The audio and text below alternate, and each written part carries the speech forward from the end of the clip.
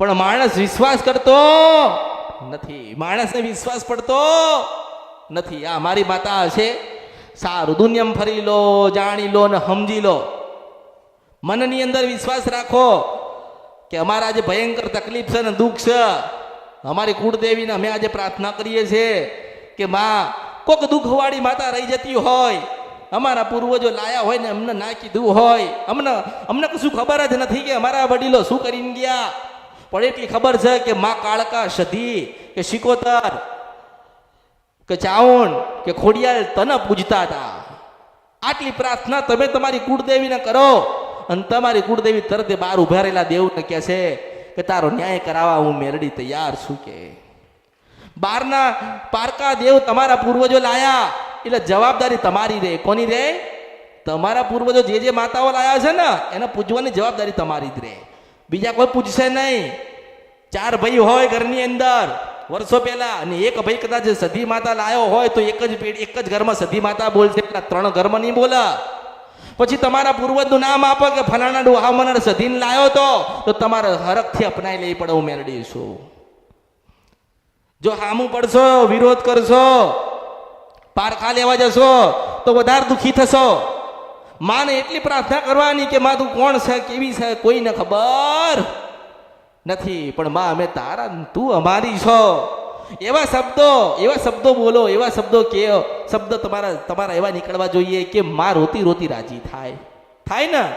માને એવું કહીએ આપણે કે હે માં મેલડી, આ જૂનું બધું ભૂલી જા અને નવો તારા દીકરાઓને પાસે નવો એકડો ઘૂંટાય, અમે તારા, તું અમારી છો. મારા પૂર્વજો, મારા વડીલોના પૂર્વજ જે કરીને ગયા હોય, પણ જો તને કદાચ 2 અગરબત્તીનો ધૂપ આલ્યો હોય, સુખડી કે શ્રીફળ આલ્યું હોય કે શ્રીફળ તને આપ્યું હોય, તું રાજી થયું હોય ને મારા પૂર્વજ તને લાયા હોય તો કંઈક દર્શન આપજે. અને પશુ પ્રભાત રાજા કરણની વેળા થાય ના આવન તો મારું નામ મેલડી નહીં.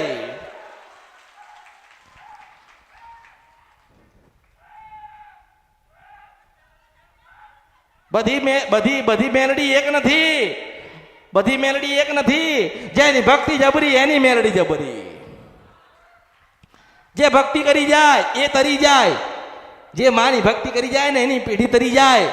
માતાજી ભક્તિ માંગ, ભાવ માંગ. માતા શું માગશે? તમને દુઃખ પડ્યું આજ તમે મને કહેવા આયા ને, તમને દુઃખ પડ્યું તમે મને કહેવા આયા ને. તમારી ખોડિયાલ, કાળકા, સધી, શિકોતર કે તમારા પૂર્વજોનો દુઃખ છે કોને કહેવા જશે? એને અમરતની મેલડીને કીધું છે ને હું માતા કહું છું, મને ઓળખો ને તો ઓળખાય.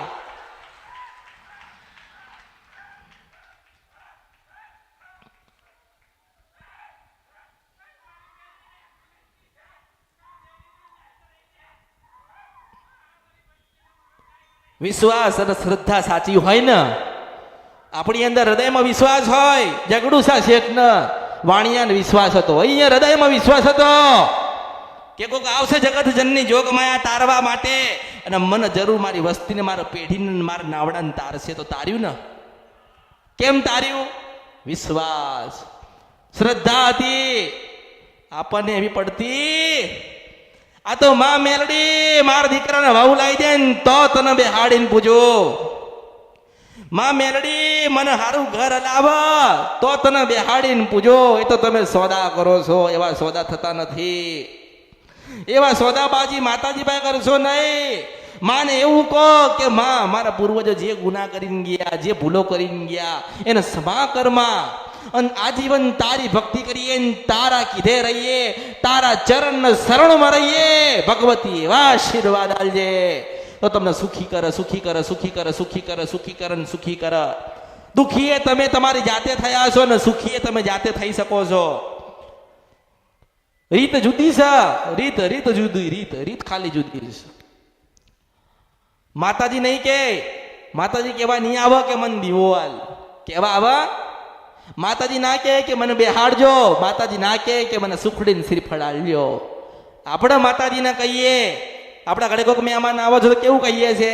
ના ઉભારો, ચા પાણી કરતા જાઓ, ખાવાનો સમય હોય તો કે ખાતા જાઓ. આવું તમે તમારા મહેમાનને કોણ તો પેલી મેલડીને દુઃખ લાગે. અરે હું 100 વર્ષથી ઊભી છું, આ વસ્તી મને લાપસી ને સુખડી ખવડાવે કોઈક દાડો બોલાવતા નથી. તમારા અવતારમાં ખોટ પડ્યો, એને દુઃખ લાગે, એને વેદના થાય.